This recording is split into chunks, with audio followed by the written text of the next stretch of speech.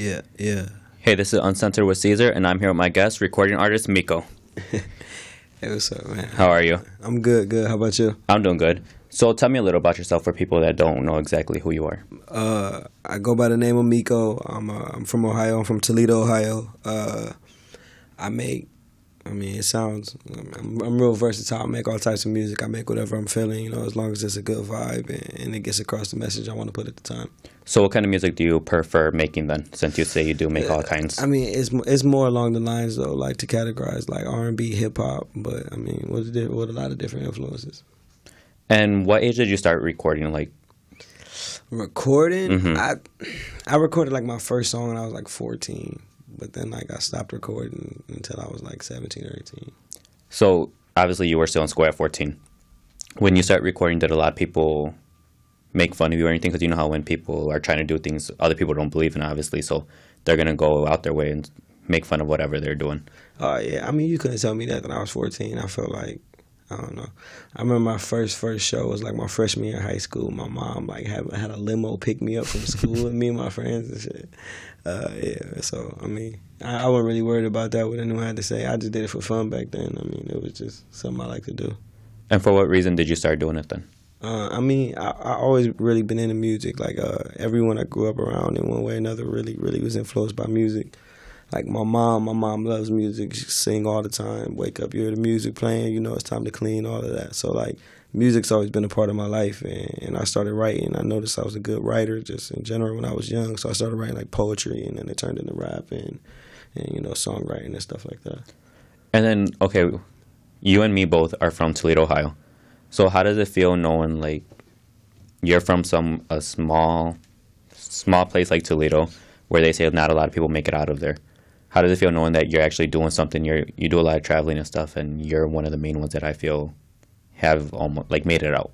It is what you make it. You can't really change your situation. You get the cards you dealt, and you just gotta make the best of it. Like you said, we from the same city. It's small. Like, nobody really travels. It's a crabs in a bucket mentality. People don't know any better. It's a factory town, so everybody just works in the factories, and that's what it is. But there's so much more to life, and my mom always told me that. She didn't really travel much. I never really went on a family vacation or anything, but my mom used to just tell me to travel, go out of town, see some stuff. It was cool.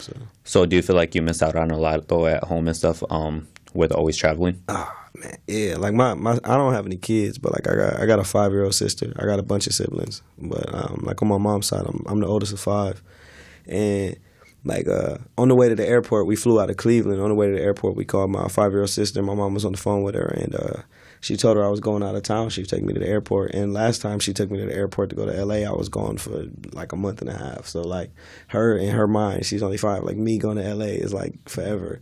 So I told her, I'll be back in a couple of days, but she was, bawling her eyes out. So, stuff like that, that gets hard. And, missing out on family. And, I got my friends here with me and everything, and they get to travel with me sometimes. But, even when I'm gone and they're not there, it's I'm missing out on, So does it make you want, sometimes think, I just want to stop, take a break from it to spend time with family, or you're just you know what?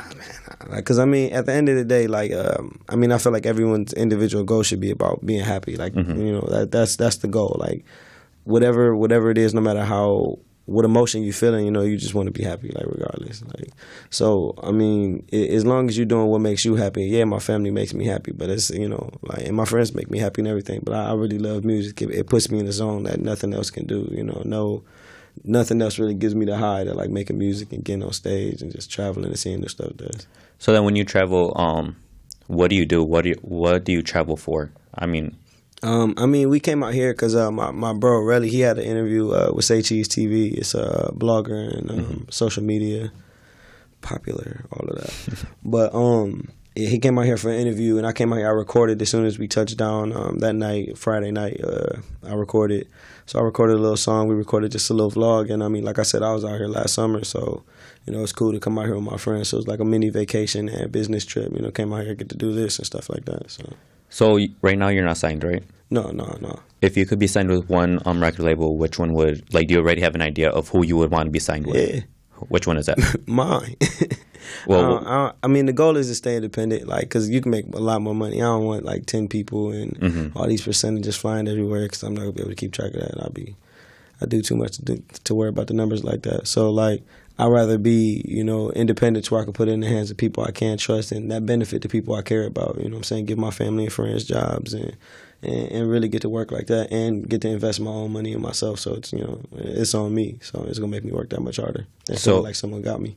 You do feel like you're doing good right now being an independent artist, or? I'm doing good. I could do better, and I'm going to do better, and I feel like everyone should feel that way. And I'm doing good. I mean, like you said, I travel a lot, man. I've done a lot of things that I didn't even think I would do. I've met a lot of people I never thought I would. Shit, I never thought I'd be, I never thought I was going to be in LA again after I got back the first time. I just felt like I was never going to be back here, but I mean, we're here.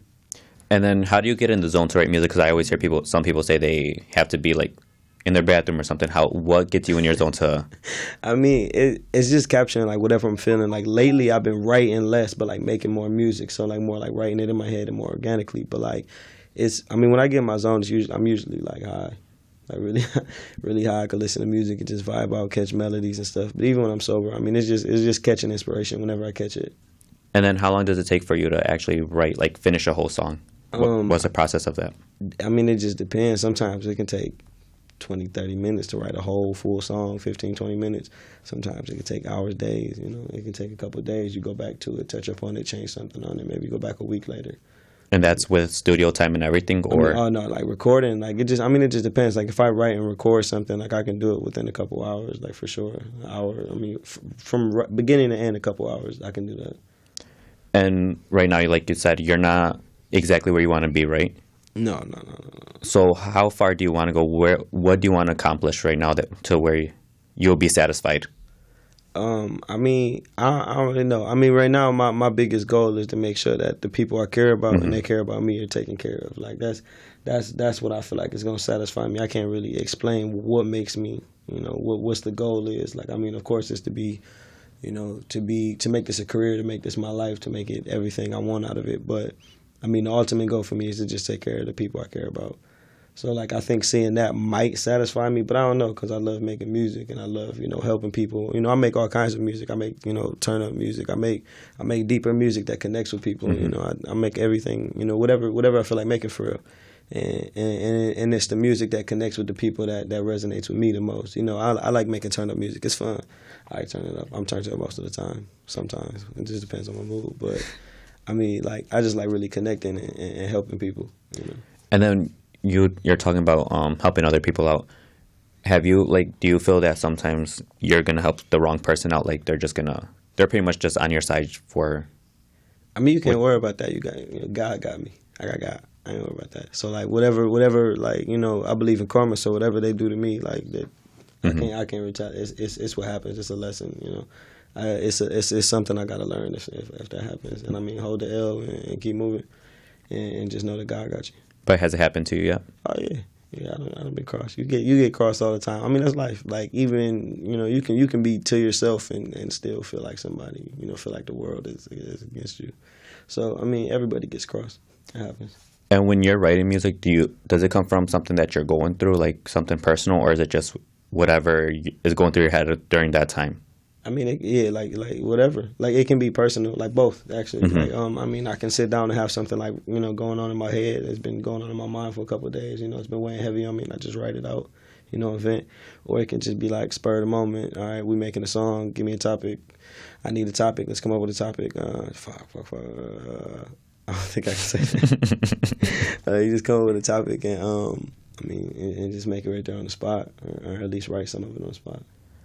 And then how long did it take you to start building your actual following, like to start getting a fan base? I mean, like people to listen that's been a while, but like fans, like people who real fans that are engaged with me, buy merchandise and stuff like that.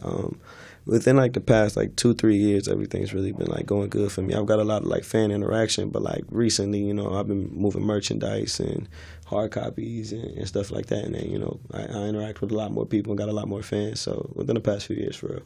And then I just seen on your Instagram too that you're about to release something tomorrow, right? Yeah, I'm gonna drop something tomorrow. I'm not as consistent as I should be, but I do these things called Meko Mondays, and I drop, just whatever I feel like dropping. It can be a video of me rapping something a cappella, whatever I want to do. But I'm gonna decide to actually drop a song on SoundCloud tomorrow. It's called LA Fitness. Dropping that. We recorded a vlog out here, like a mini vlog / music video. It's gonna drop tomorrow. It coincides right with the song, so we're gonna drop all of that tomorrow. So. And what made you want to start actually doing? You said Meko Mondays, right? Yeah. What made you want to do that? The M's. I just had to pick a day of the week, and Meko Mondays sound better than pretty much every other day of the week. And then, what projects are you currently working on right now besides what you're releasing tomorrow? I'm in the works. All right, so April 5th, I dropped a little EP on SoundCloud called BU. It was Volume 1, and it was 4 songs. I plan on dropping a couple of different, volumes of it. So 4 songs here, 4 songs there, and so I'm working on eventually dropping BU 2, Volume 2, and then Volume 3, and then go from there. See if I do it for it. I don't know, but we're working on those, getting some visuals done and stuff like that too. So, I seen you. You've done a couple shows. When you're doing the shows, do you have someone that helps you with a manager, or something that helps you book your shows, or is it something that you just do on your own? A lot of the time I throw my own shows and make more money that way. Not just because of that, but I like having creative control, and I like being able to put the people I want on the show and be able to put the people, because I always want to make sure people can make money off of it. Like I've been an unpaid artist where you go harder than the person whose show it is. And I've done that before, and I want everyone to feel like at least you have an opportunity to benefit from it. Not just. Now I feel like everyone should get paid. You know what I'm saying? Like it's a job. Like if you want this to be a career, it's a job. Like you should be paid for your time, and I give opportunities for people to make money. You know what I mean? So it allows me to control that, and the setting of vibes I want. I want it to be real concert vibes. I want it to be where you can crowd surf or throw water on the crowd and jump up and down, hand side to side. Like I like having concerts. You know what I mean? So. And do you eventually want to have a team that could help you with that, or are you like? Oh, it's gonna be them. So you already have everyone planned out then? Yeah, it's gonna be them right here. I got my cousin, it's my brother Relly Cole, it's my brother Byron over there, B Davis, Backwood B. These are the same people I came in with. These are the same people I plan to stay with. It's like my brothers, and I want to keep it in the family, literally. So you're just. The people you came up with, that's who you want to stay in your circle. Eventually we're gonna have to get an accountant, because I don't think none of us that good with math. We gonna have to get somebody to get some eyes in, but that's cool because it's it protects me. But it's like having insurance. But other than that, because if they can't do it, then we gonna find out someone in the group who can do it, and we gonna push them to do it. Because the more we can keep to ourselves, the more blessings we can keep to ourselves. And then what do you consider yourself? Do you still consider yourself an artist on the rise, or do you actually consider yourself like a legit recording artist? I'm a professional rapper, professional artist, musician. I can say that. Like I made it a career, but I'm not where I need to be, where I want to be, where I'm gonna be. So like you said, you still have goals to move forward. Who is someone that you actually want to work with? Work with anybody that's talented. Anybody I feel like I can make a good song with. Specifics, a lot of the top tier artists are really good. You know what I'm saying? Travis Scott, Drake, Kendrick Lamar, J. Cole. I like Wale. Party Next Door, A Boogie, Don Q. It's the list go on forever. I listen to a lot of people. I like to mix it up. You know what I'm saying? So if you could, what is one goal that you want to do, whether it's selling out arenas or just meeting this person, what is one goal you want to accomplish in your career? I want to sell out the Huntington Center. It's like a 7,000 person venue in Toledo. I want to come home, whether it be the end of the tour or just, I don't care when it is, and just go crazy and have a local show, and it really be a full-blown concert, an event. Everyone comes out, celebrities come in town. I want it to be crazy, and I really want to sell out the Huntington Center. That's my goal. In Ohio, you do have a big following. A lot of people I notice support what you do. And I think that's honestly hard, especially in Ohio, just because Ohio's changed a lot since I've been there. It honestly has. Yeah. So I think actually getting people on board with what you're doing is something that, I mean, it shows a lot. Yeah, I mean, I work hard. Like, I meet a lot of people. I network a lot. Like, I do a lot of my own marketing. You know what I mean? I meet a lot of people. I'm a people person, so I like to go and meet people and interact with people, and that's a good organic way to do it. You know, people believe in you when they feel like they know you too. You know what I mean? Like, people want to know you, and I like interacting with people. And have you had any like crazy experiences while traveling? I mean, yeah, we done have some crazy experiences. Not too much we're gonna talk about right here, but like we done have some funny stuff happen. It's been wild on the road. Me and Aunt then like have literally been out of town like 100 times. Like we done been out of town. We go from like Columbus to Cleveland, like that's close, but we go all the time. Byron lives in Columbus, L.A., Atlanta, Pittsburgh, New York. We just went to New York. Wherever we need to go, we there. And I forgot. I lost track of what the question was. One of your crazy experiences, but I mean, crazy. I mean, seeing everything with the same people I hang out with in Toledo is a crazy experience to me. You know what I mean? Where we all come from a similar neighborhood, so like like people don't get to see this, especially not with their friends. And then what would you say is the hardest thing about what you're doing that a lot of people don't get to see? Motivating yourself, because this is a job where everybody wants to do it. Everyone feels like they can do it. So you just get brushed off. Like if I told you I wanted to be a doctor and I'm in medical school, you'll be like, all right, he's gonna be a doctor. You know what I mean? Like, all right, cool. If I tell you, I'm gonna be an artist, I've been working hard. Like I've been doing this, and this. It's like, okay, you know what I mean? So like, I feel like it's looked down upon until you make it. So the hardest thing is telling yourself keep going all the time. Like it's finding reasons, not reasons, but finding reasons in yourself to keep going every day. Like, what am I doing this for? Like why do I keep doing this? Because it's a game full of like 1,000 no's, 1,000,000 no's, 100,000,000 no's. All you need is one yes. So it's like fishing in a pond with one fish. Like you're just waiting for that fish to come by and you're not getting no bites. Because it's something that a lot of people don't hear.